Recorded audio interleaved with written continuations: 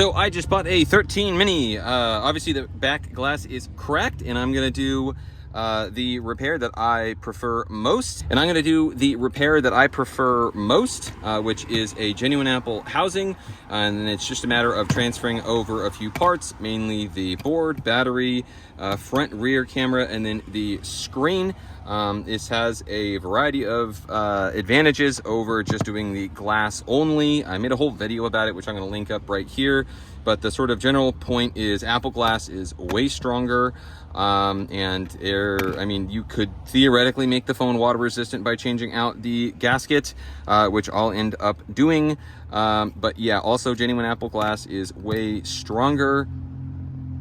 And the potential of like irreparably damaging the device is, in my opinion, a lot less doing this way than doing the glass only.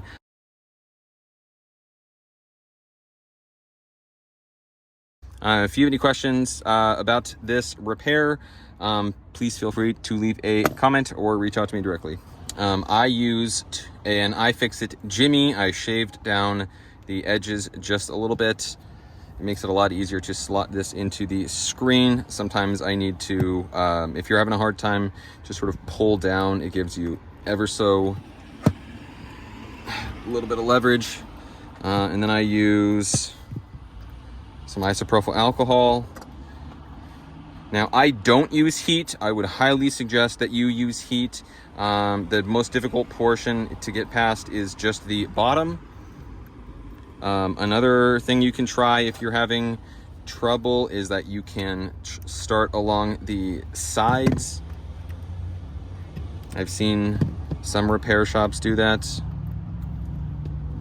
because there's more flex from basically here to here than there is from here to here. But the number one thing that I suggest is using isopropyl alcohol. So it's really important that you don't do this in one go. You'll notice that I lift up a little bit in one area and then I move it to the next area. That is between that and the alcohol, and then also use heat. That's really what helps you remove the screen without potential risk of damage. When you get to maybe, I don't know, halfway, I like to apply more.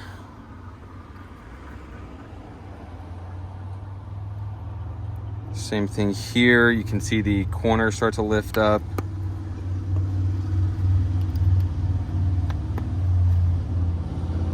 You don't want to stick your tool in too far.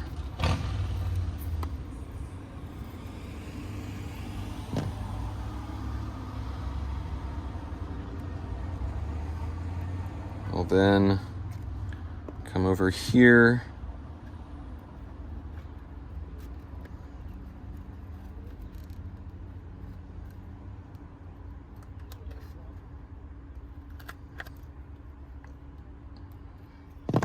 At that point, I will then switch to my just a different opening tool.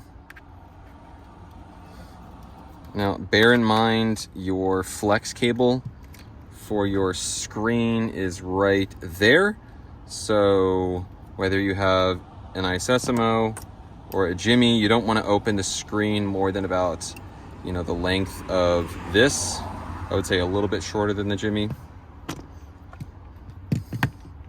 Now, if you're having trouble releasing the top, which you shouldn't, I just rock it back and forth, but you can apply a few drops of alcohol.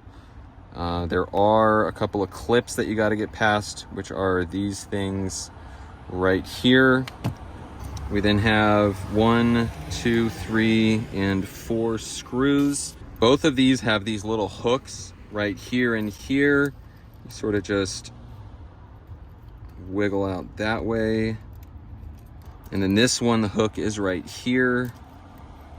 Now we're gonna disconnect the screen. Before we do, we disconnect our battery. So I use my fingernail a lot of the times, but I'll do this. And there is a little sort of shelf almost right in front of this connector. I'll do this again, but you have sort of a safe space. Same thing here. You can sort of wedge. So next we have 3 screws to get to our camera. Now this plate rotates up and to the left. Next, I like to get to my battery, and for anyone Next, we come in with our tweezers, and most importantly, our isopropyl alcohol. It's very important that you use a few drops. I like to get, once it's started, once I sort of have a grasp on it, then I'll come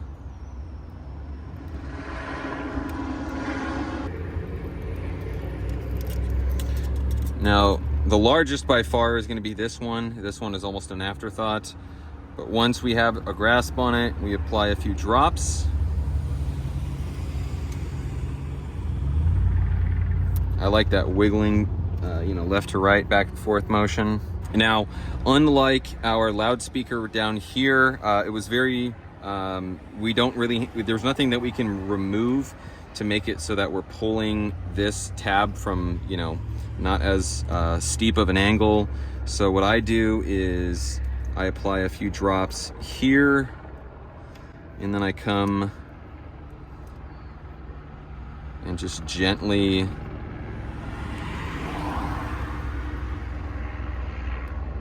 lift up.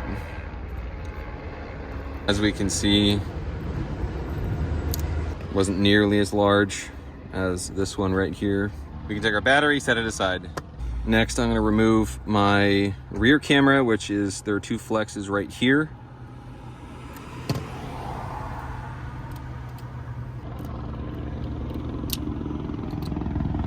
Depending on how long this repair takes, it's not a bad idea to take either your front or rear camera and put them in little baggies. So you want to especially take care of your front camera, as if you get either dust or debris on your front camera, you're sort of SOL, because the front camera and Face ID are one piece. So there's no way to replace one without basically losing the other. So next, we're going to remove our board, which has a couple of screws. So there is a Phillips and a standoff for the ear speaker.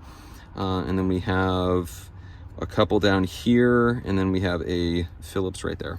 One more, there's a standoff right here. And we have our SIM tray. We then have a piece of tape covering our 5G antenna.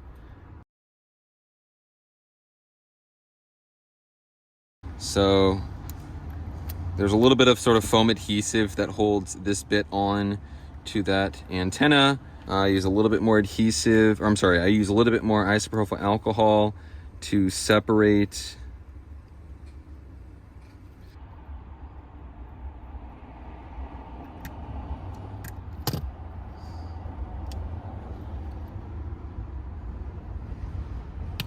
we can then start disconnecting a lot of our flexes here. So we have a couple for the charging port.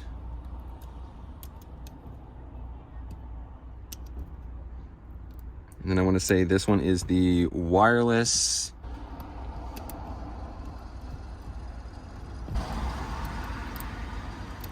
These are for our Face ID. And we have one under here, and then these three.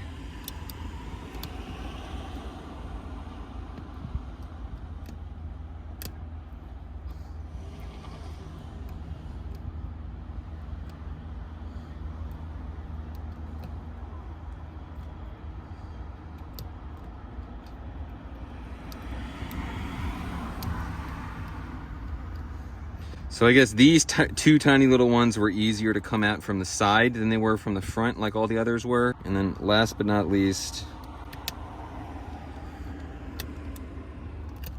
oh, I'm forgetting something. Okay, so before we take out our board, we have this little pin for the SIM. So just make sure to sort of gently push this in.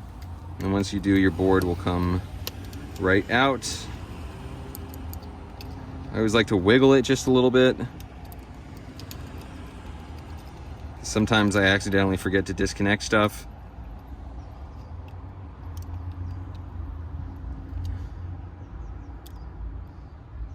And there's our board. So we then have a standoff screw for our ear speaker. And the ear speaker comes right out, as does our Face ID. Out with the old and in with the new. So in my personal opinion, When it comes to the gasket, if you're going to basically remove the gasket, you're better off doing it now than when you have all of this sensitive stuff that's in here. I'm going to do it. I'm going to use a razor blade. And yeah, obviously you want to be careful not to accidentally tear any of these. This is kind of one of the cool things about having an extra frame, is if you accidentally do, you can always pull something from here to here. Because I'd say the average DIYer doesn't like just order or have a bunch of extra parts lying around. So if you accidentally tear something, you know, it's nice to have a backup. So here I am removing the gasket, and then going to clean up the frame with some Q-tips and isopropyl alcohol. I'm going to clean the inside of the frame and also the underside of the screen. Just the idea being that when I lay down my new gasket, it's going to have the best possible adhesion. Keep in mind, this still doesn't guarantee that the phone will be water resistant afterwards. Camera goes in first, then our ear speaker. So we want to take this and sort of fold this out of the way.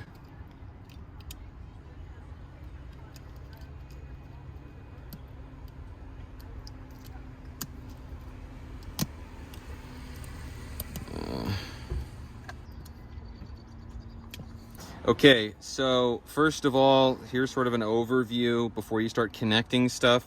Because on more than one occasion on other models, I will accidentally have, you know, one flex cable like sitting underneath another one, and like, I don't know, it's sitting up at a weird angle, and I'm like, why is the board sitting at a weird angle? So you want to make sure that you have all your flexes accounted for.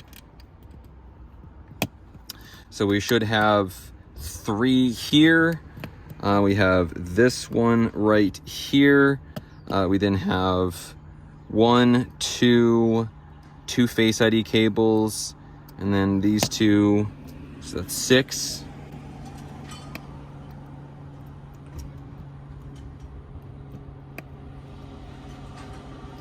And then you got to do this last one in order.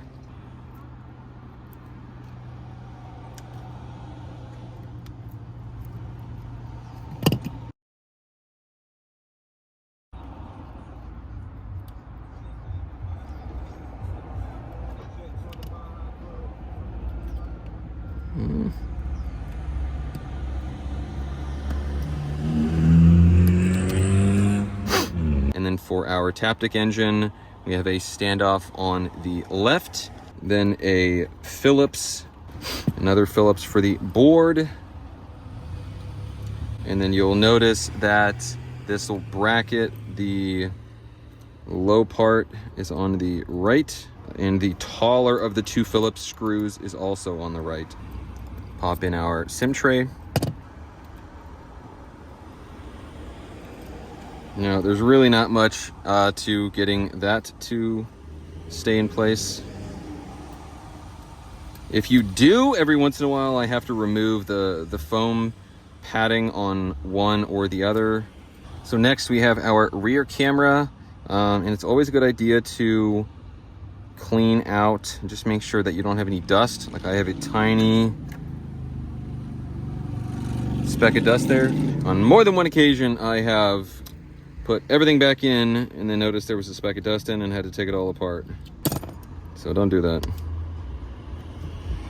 Now for our battery. Now I do not have a 13 mini, so I'm going to just use the 13. So this does not look great, but it'll do. The reason I connect the battery first is I know that wherever I place my battery, and then once I secure it, I know that my flex will have proper reach. If you do it the other way around, especially on this model, there's not a whole lot of give on this flex cable. The last thing that you want to be is too high or too low. I have done this, especially on the iPhone XR, and the 11s are this way, where if it's too high or too low, it's just a pain in the neck trying to get this thing to connect properly. So connect first, then lay the battery down, and then we would disconnect our battery because we're about to connect our screen. And you always want to make sure that your battery is disconnected before. So remember, just because we are installing a gasket does not make your phone water resistant. I can't tell you how many phones I've seen that have never been opened. that are water damaged, that are sent to me for data recovery or, well, yeah, generally data recovery. I always start at the bottom.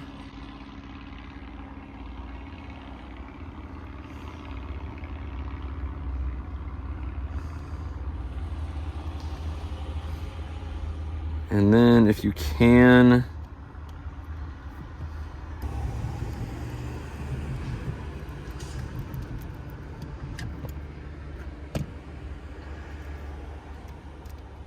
and then once we're here, we can come and flatten out.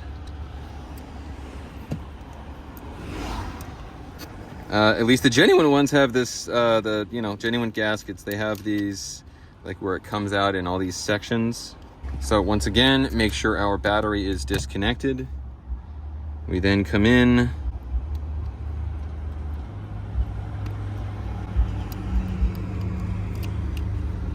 But obviously my screen works. Test volume down, up, mute switch.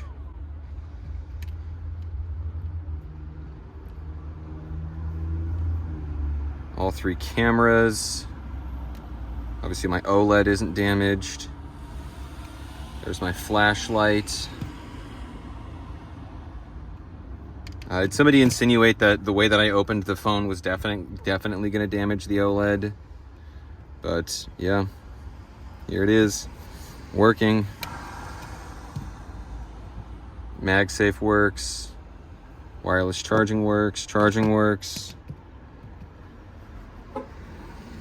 We don't have like an unknown part message. Yeah, I get that every once in a while where people ask me if doing a housing replacement gives you a unknown part message. The answer is no, at least as of this recording. The only things that are serialized are the screen, battery, and rear camera, and then also the sort of Face ID camera. But generally the only message that you get there is when it's damaged. Test, test, test, test, test, test. Test, test, test. Lower microphone. Yeah, so I'm gonna call this a success. And then I'm gonna put my remaining plates in. So just to give you a quick rundown, your Phillips is right here. The taller of the tri-wing is right here. And yeah, I don't think those make a difference. So something you always want to check for before closing the device. I have damaged screens this way by just being in a rush and, you know, basically forgetting this, but always check to make sure that you don't have any screws along the perimeter gasket or anywhere that's magnetic, which would be the ear speaker, Taptic engine, or loudspeaker, or all along the perimeter gasket. So once you have verified that, then we can come and seat the top. Right or left, doesn't matter. If it sits flush, then you can continue.